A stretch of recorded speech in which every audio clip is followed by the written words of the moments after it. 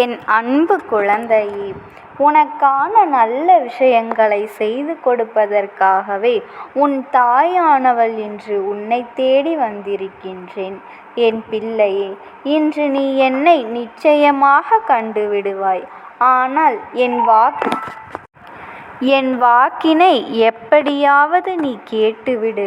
நான் சொல்கின்ற இந்த நாள் நிச்சயமாக உன் துரோகியின் இல்லத்திலிருந்து உனக்கான நல்ல செய்தி வரப்போகின்ற தேதி. என் பிள்ளையே, நாளை உன் வாழ்க்கையில் ஒரு முக்கியமான மாற்றம் நடக்கப் போகின்றது. அன்றைய நாளில் உன்னுடைய துரோகியின் இல்லத்திலிருந்து ஒரு நல்ல செய்தி உன்னை வந்து சேரப் போகின்றது. என் பிள்ளையே, இங்கே உனக்கான துரோகத்தை செய்துவிட்டு அங்கே நல்ல நிலையில் இருந்து கொண்டிருப்பது போன்ற ஒரு தோற்றத்தை உருவாக்கி கொண்டு நடித்து கொண்டிருக்கின்ற மனிதர்களினுடைய முகம் வெளியே வரப்போகின்றது. என் பிள்ளையே, இதற்காகத்தானே இத்தனை காலமும் காத்து கொண்டிருந்தாய்? துரோகத்தை செய்கின்றவர்களுக்கு தண்டனை எதுவும் கிடைக்காமல் இருக்கின்றது என்றால் அவர்கள் அங்கே நல்ல நிலையில் இருக்கின்றார்கள் என்று நீ நினைத்து கொண்டிருக்கின்றாய்.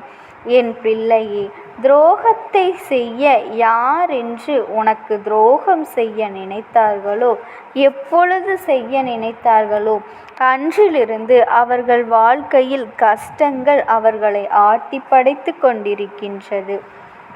அதனால் என் குழந்தையே, இனிமேல் அவர்கள் இல்லத்திலிருந்து அவர்கள் அடைகின்ற எந்த ஒரு விஷயமாக இருந்தாலும் அது வெளியே வரக்கூடிய நாள் வந்துவிட்டது. இவர்கள் செய்கின்ற தவறுகள் என்ன என்பதனை அவர்களுக்கு எடுத்து சொல்ல வேண்டிய நேரம் வந்துவிட்டது. யார் அதனை எடுத்து சொல்ல போகின்றார்கள்? இதுதான் நமக்கு வேலையா? துரோகத்தை செய்கின்றவர்களுக்கு தெய்வம் தண்டனையை கொடுப்பதை விட்டுவிட்டு இவர்களுக்கு எடுத்து சொல்ல வேண்டிய அவசியம் என்ன இருக்கின்றது என்று என் பிள்ளை நீ படுகின்ற கோபத்தை என்னால் உணர முடிகின்றது. என் தங்கமே, இந்த தாயானவள் ஒரு விஷயத்தை சொல்கின்றேன் என்றால் அதில் இருக்கின்ற உண்மை என்ன என்பதனை நீ தெரிந்து கொள்ள வேண்டும். என் பிள்ளையே, உன்னை சுற்றி நடந்து கொண்டிருக்கின்ற இந்த துரோகத்தை நீ அன்று கண்டும் காணாமல் போய்விட்டதுதான் மிகப்பெரிய பிரச்சனைக்கு காரணமாக அமைந்தது. எத்தனை முறை உன் தாயானவள் உன்னிடத்தில் வந்து கவனமாக இருக்க வேண்டிய நேரம், இவர்களிடத்தில் மிகுந்த கவனத்தோடு இருக்க வேண்டும் என்று சொல்லிய பிறகும் இந்த துரோகிகளுக்கு அதிகமான இடத்தை உன் வாழ்க்கையில் கொடுத்தது உன்னுடைய தவறு.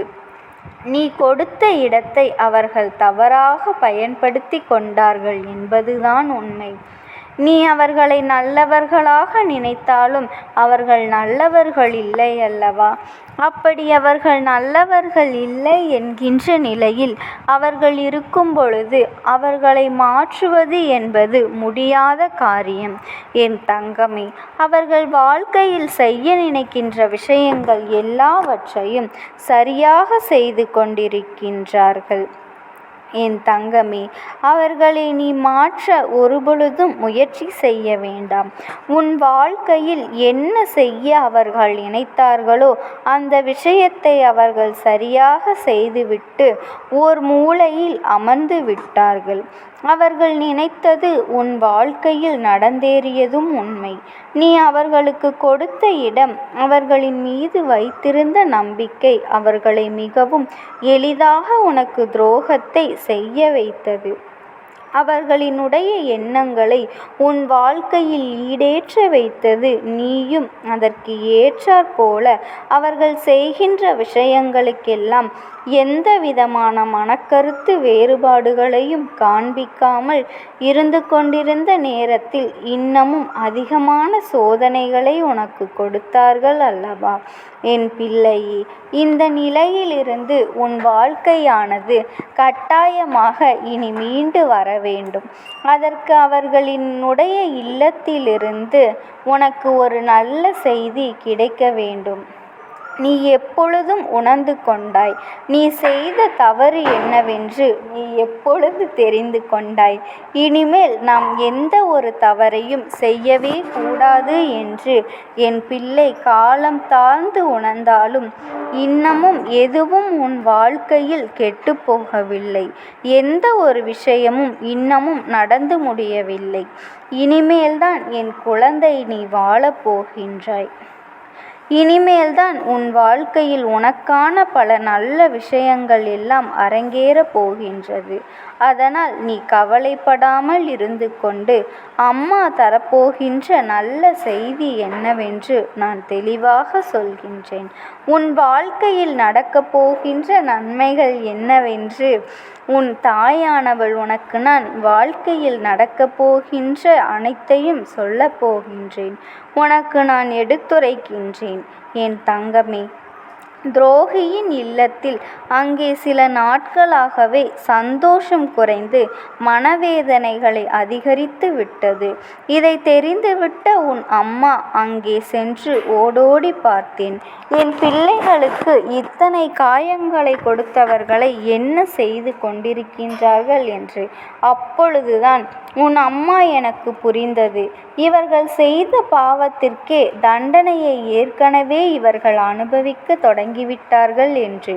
இவர்கள் என்ன நினைத்து உனக்கு கெடுதல் செய்ய நினைத்தார்களோ அது எல்லாம் அவர்களுக்கு திரும்பி சென்று கொண்டிருக்கின்றது. அது மட்டுமல்ல, இந்த வாழ்க்கை அவர்களுக்கு பலவிதமான சோதனைகளையும் கொடுத்திருக்கின்றது. அதை அவர்கள் எங்கே வெளியில் காட்டுவோம்? ஆனால் நாம் செய்த தவறுகளினால்தான் நமக்கு இது போன்று நடந்துவிட்டது என்று அவர்கள் சொல்லி எல்லோருமே நம்மை நகையாடுவார்கள். நீ செய்த பாவத்திற்கான பலனை அனுபவிக்கின்றார்கள் என்று சொல்லி மனதை வேதனைப்படுத்துவார்கள். அதனால்தான் நான் இதை வெளியில் சொல்லாமல் என் வாழ்க்கையில் இருக்கின்ற எல்லா பிரச்சனைகளையும் சரி செய்ய வேண்டும் என்று சொல்லி அவர்கள் அங்கே வாழ்க்கைக்கான அனைத்து காரியங்களையும் செய்ய முயற்சி செய்து கொண்டிருக்கின்றார்கள். என் தங்கமே, இந்த நேரத்தில் இனிமேல் அவர்கள் வாழ்க்கையில் நடக்கின்ற சில விஷயங்களை நான் உனக்கு சொல்கின்றேன். உன்னுடைய துரோகியின் இல்லத்திலிருந்து என்ன செய்தி வரப்போகின்றது என்று உன் அம்மா நான் உன்னுடைய வாழ்க்கையில் எப்படி பிரச்சனைகள் ஆரம்பித்ததோ அதைவிட பல மடங்கு பிரச்சனைகள் அவர்களுக்கு ஆரம்பித்து விட்டது.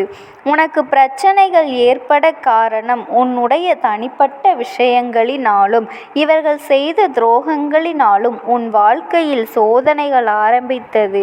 என் பிள்ளையே, அவர்களுக்கு நீ செய்த துரோகத்தினால் மட்டும்தான் அவர்கள் தண்டனையின்றி அவர்களது மனதை உறுத்தி கொண்டு இருக்கின்றது. அதனால் என் பிள்ளையே, ஏறக்குறைய அவர்கள் வாழ்க்கையில் எல்லா கஷ்டங்களையும் சந்தித்து விட்டார்கள்.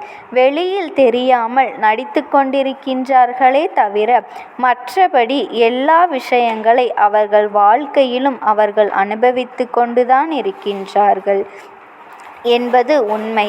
என் பிள்ளையே, அப்படியானால் நாளை என்ன செய்தி நம் செவிவந்து சேரப்போகின்றது என்று நினைக்கிறாய் அல்லவா? என் பிள்ளைக்கு துரோகிகளின் இல்லத்தில் இருந்து வரப்போகின்ற செய்தி என்ன தெரியுமா?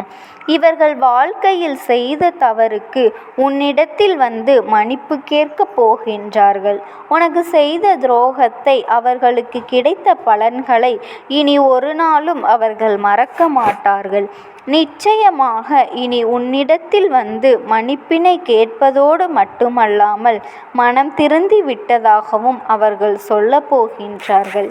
என் பிள்ளையே, இந்த நேரத்தில் நீ ஒரு தெளிவான முடிவினை எடுக்க வேண்டும்.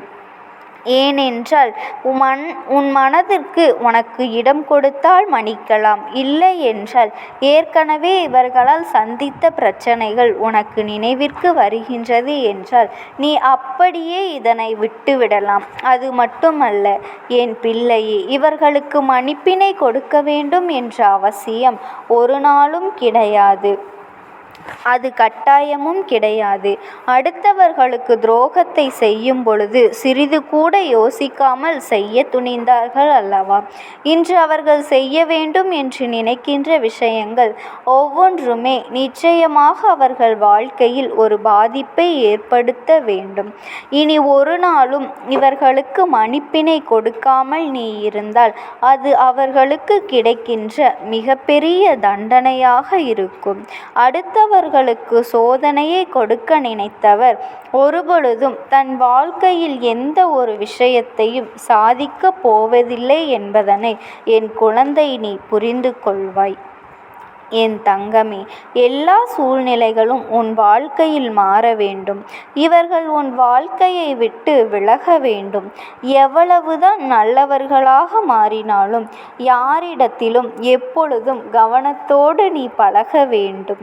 எந்த அளவிற்கு இவர்களிடத்தில் உனக்கான இடைவெளியை நீ கடைபிடிக்க வேண்டுமோ அந்த அளவிற்கு இடைவெளியை நீ கொடுத்துவிடு. பழகினாலும் சரி, மன்னித்தாலும் சரி, இவர்களோடு எந்த நாளும் நீ ஒரு நல்ல உறவை வளர்த்து கொள்ளாமல் இருப்பதுதான் உனக்கு நல்லது. என் அன்பு பிள்ளையே, இந்த தாயானவளினுடைய ஆசீர்வாதம் உனக்கு எப்பொழுதுமே இருக்கும். அதற்காக நீ என்னுடைய நாமத்தை மட்டும் உன்னுடைய கஷ்ட காலங்களில் நீ உச்சரித்து கொண்டே இரு. ஓம் சக்தி, ஓம் ஆதிபரா சக்தி.